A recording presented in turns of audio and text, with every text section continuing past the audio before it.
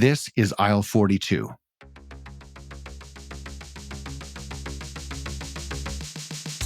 In this conversation with Dana McCauley, we dive into Canada's Food Innovation Network and its vital role of investment and knowledge transfer within the agri-food industry. We explore Canada's strengths in upcycling, plant-based proteins, and functional ingredients, positioning both CFIN and the country as leaders in food tech. With economic and trade chaos making scaling in the U.S. more challenging, Dana and her team champion Canadian food businesses that are ready to diversify their markets, embrace innovation, and build global partnerships to stay resilient. Okay, let's get into it. I'm glad you're here because the future of food starts now. Dana, I'm really excited to connect. I think we're internet friends, maybe through LinkedIn or emails or maybe trade shows. I know we sort of see each other around, but never actually had a chance to sit down and talk. So I'm so glad we're doing this. And in classic Aisle 42 fashion, I want to kick off our time together with a big question. And that is, what's the one change in the food system that you would love to see that would excite you the most? That is a very, very difficult question to answer because you use the word system and everything is so integrated in food. That's one of the reasons why CFIN doesn't just focus on, one part of the food sector, why we try to think about innovation and how it's going to, be not just transformative for, the people who are figuring it out, but then also be transferable.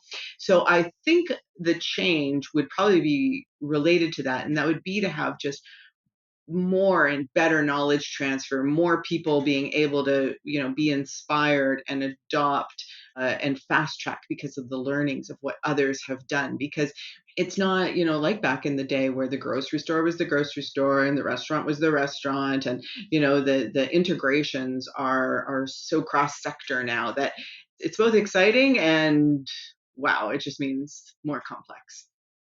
Yeah, it's hard to isolate those things that we feel like that would really move the needle when in fact it does feel like all of them.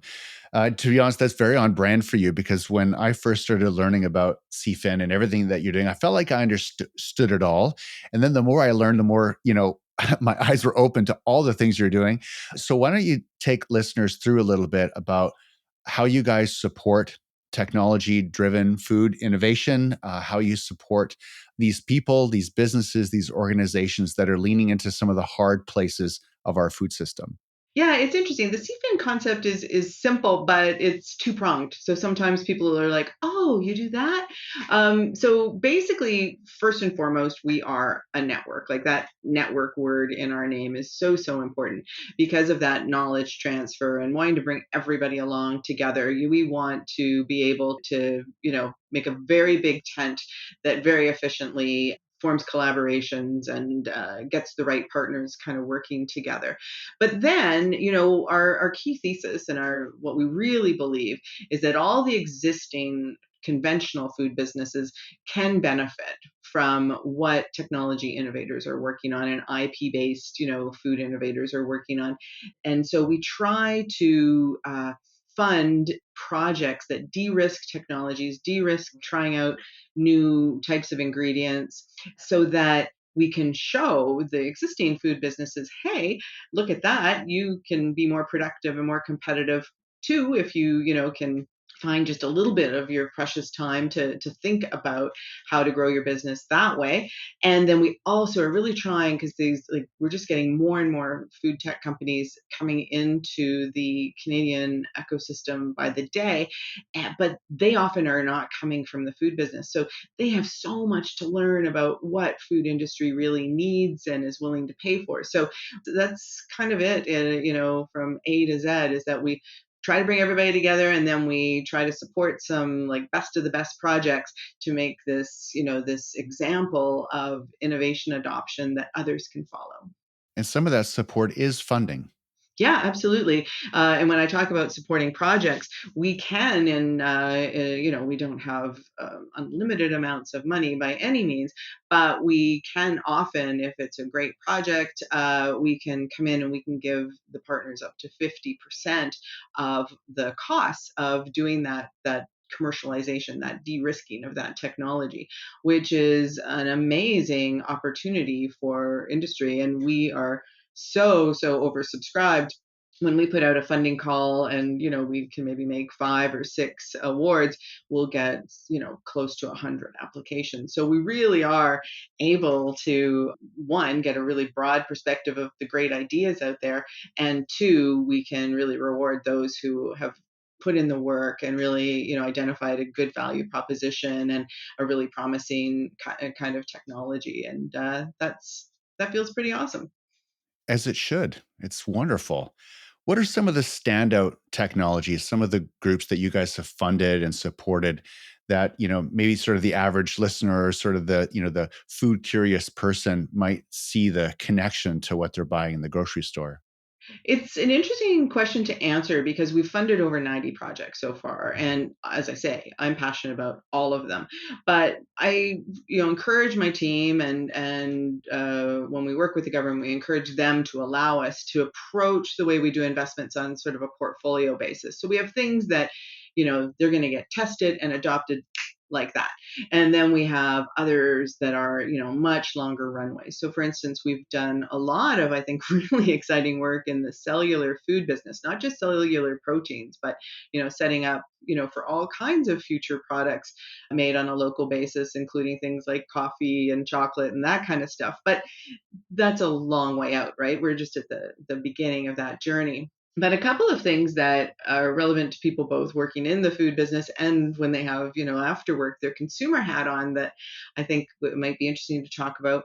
One is a project we did with Recipe, who owns so many great Canadian restaurant chains, and a company out of Oakville, a robotics company called Gastronomist. So they have worked together, and to be honest, Gastronomist came to us with an idea that we thought was really strong, but was for a different kind of automation completely. But then when we got them together with Recipe, they identified this real problem, and that's in Harvey's hamburger restaurants, that people were overcooking the burgers, and there was one person, like a staff member, just like had to be over that hot grill all day, and it just wasn't a great labor experience or customer experience, because they were generally kind of overcooking the burgers to make sure they were safely cooked and all that stuff.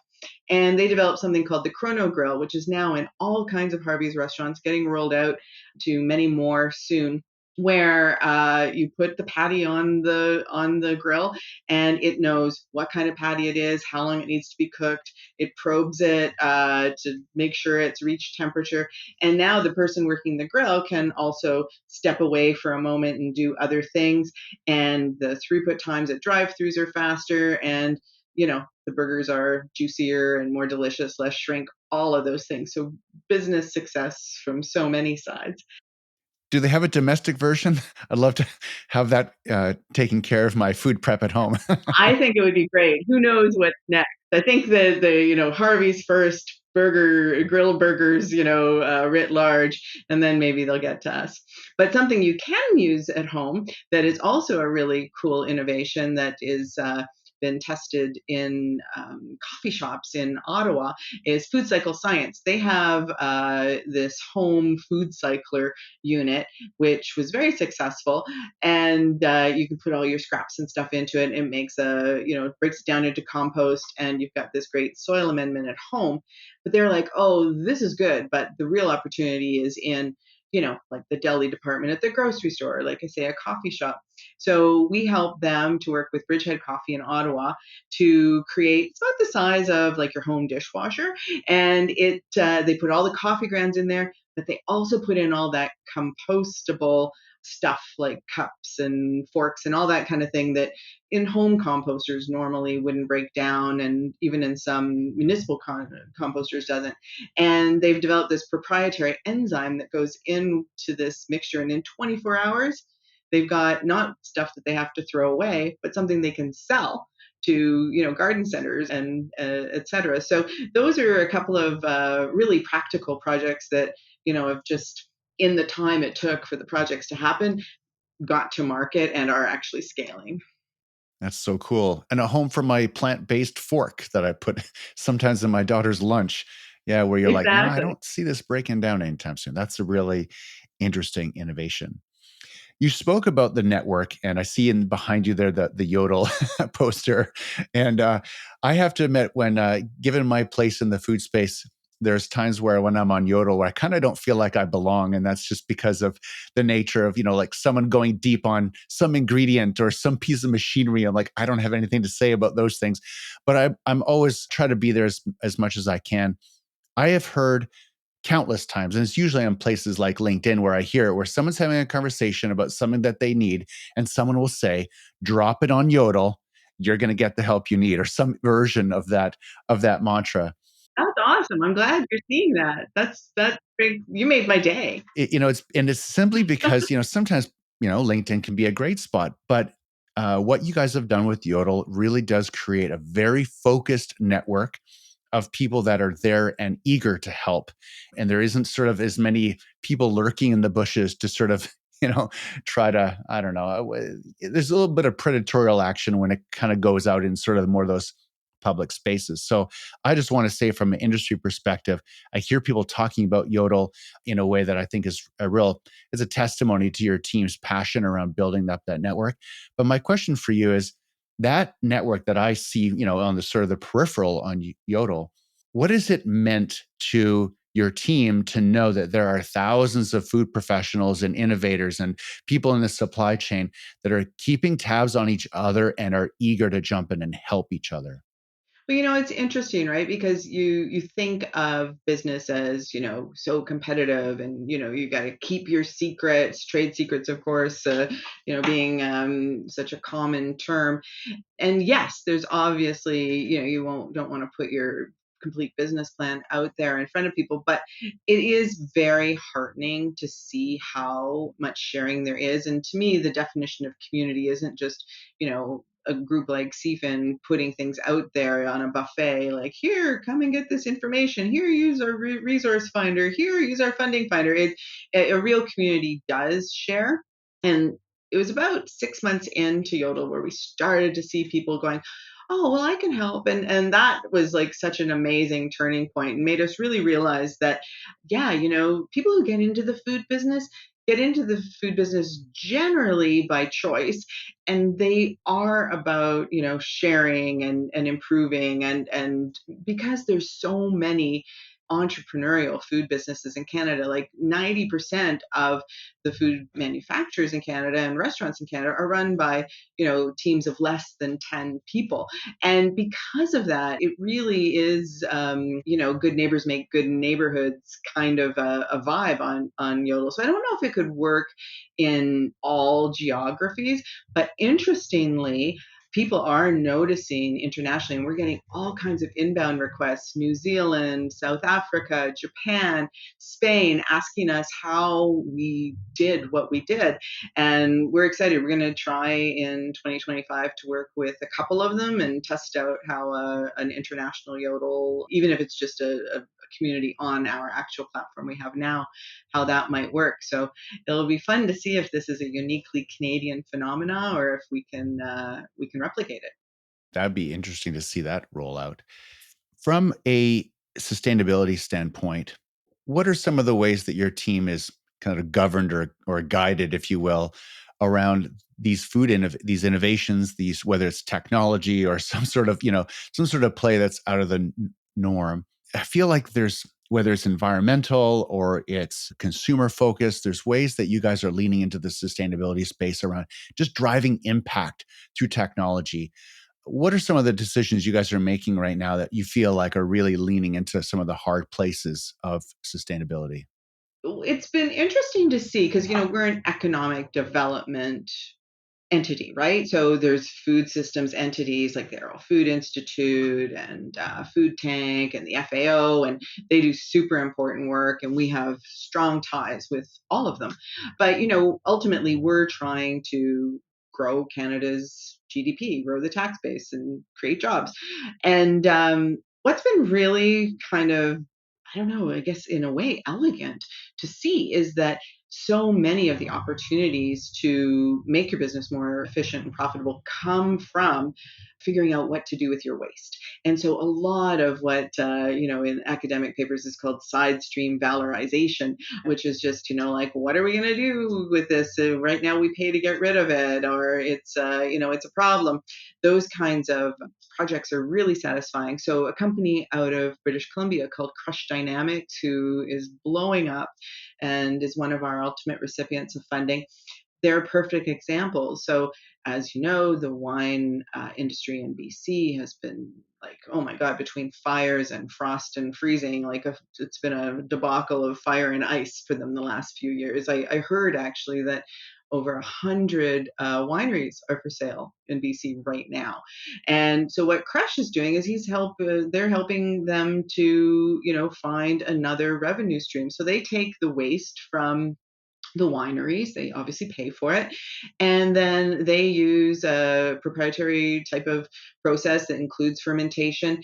And they take the polyphenols out of that waste. And they've been able to create a clean label ingredient that companies like Purdy's, and there's a really cool sauce company that they're using in their formulations to reduce how much sugar and salt they need to use. So we've got this upcycling thing that is like super cool in and of itself. But then there's also this wonderful health outcome for consumers. And in between, those food manufacturers are saving money because sugar is really expensive, right? So that to me is like hits a whole bunch of the things you were just asking about.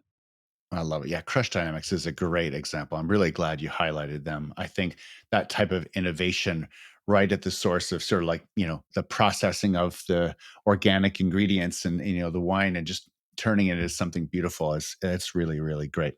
I love it.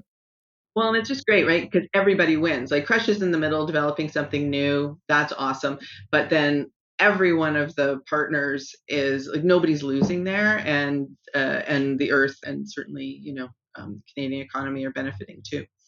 You spoke to how people around the world are looking to what you guys are doing as sort of the Canadian landscape around innovation.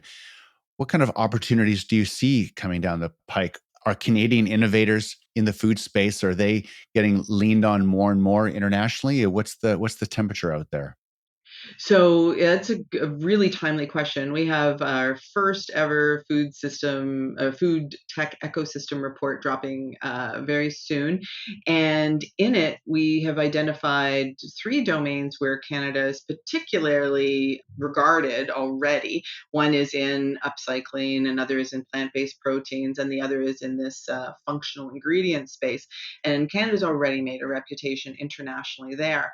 But I do think there's the types of technologies that I'm seeing come out of Canada are solving problems that are in global white spaces. And there's a big opportunity for Canadian companies to get their first set of customers and be commercialized here in Canada. But scaling wise, I think we have a lot of amazing and exciting, IP to market internationally, and that's definitely something that my team and I have been thinking a lot about. Will be We've been exploring some global partnerships, and I'll be going to Japan later this year because they too have a very well developed food tech culture, and there's a lot of interesting opportunity and synergies for us to kind of lily pad their companies here and our companies there, and to, I guess, be kind of like chocolate and peanut butter or soy sauce and wasabi. I don't know what the right metaphor is this time, but Just something keep like going. Maybe you've got three more. There we go. Yeah, and I think, given the temperature right now with the United States, I think it's got a lot of innovators and food companies and food growers kind of looking to other countries and other continents where they feel like they might not have been able to lean into those quite as confidently in the past, where now they feel like it's a bit of an imperative to widen their export circle or widen their partnership network. So it'll be interesting to see how it shakes out over the next little while. Yeah, I think, this is a really difficult time. And I used to work in a food manufacturing company where, 55% of our business was to the US, and we really played the dollar to our advantage. So I know how the people who are still working in those businesses are feeling right now with these looming tariff threats. But at the same time, I think we're creative and the world is big. And yeah, anytime you have cogs turning and change happening, there's friction and discomfort. But this could be a call to diversify. And, I remember when I used to run Food Starter, the food business incubator and accelerator that the city of Toronto piloted, and people would come in and I'd say, well, what's your goal? And they'd be like, I want to be on the shelf at Sobeys, or I want to be on the shelf at Loblaws. And I'd be like, well, that's great, but having just one big customer does make you vulnerable. And I was always telling them, diversify. Do you have a food service play here? Or do you, maybe start out with independence, get a good base. So sometimes that common sense that, we give to entrepreneurs, we forget about when things scale. Yeah, and scaling to the US right now is looking a little bit more difficult than it already is. So it'll be interesting to see how it shakes out. Well, thank you for your time. Love the way that your team does what they do and how passionate everyone is. And it is the network that holds a lot of people together. And I think, like you said, so many people in the food space in Canada are either independents or small teams, or they feel isolated. And you guys have people in their region. You have people always at events and always looking ways to support, whether through funding or other ways. So thank you for all that you do. Thanks. This is really nice to have someone like you have noticed us and to acknowledge that. I really appreciate it. Thank you so much. Thanks for listening to this episode of Aisle 42. Please do yourself a favor. Sign up if you haven't done so already, but log in to CFIN's Yodel online community. Okay, that's it for me. I'm Corwin Hebert from Ethical Food Group, and I'll see you in the future.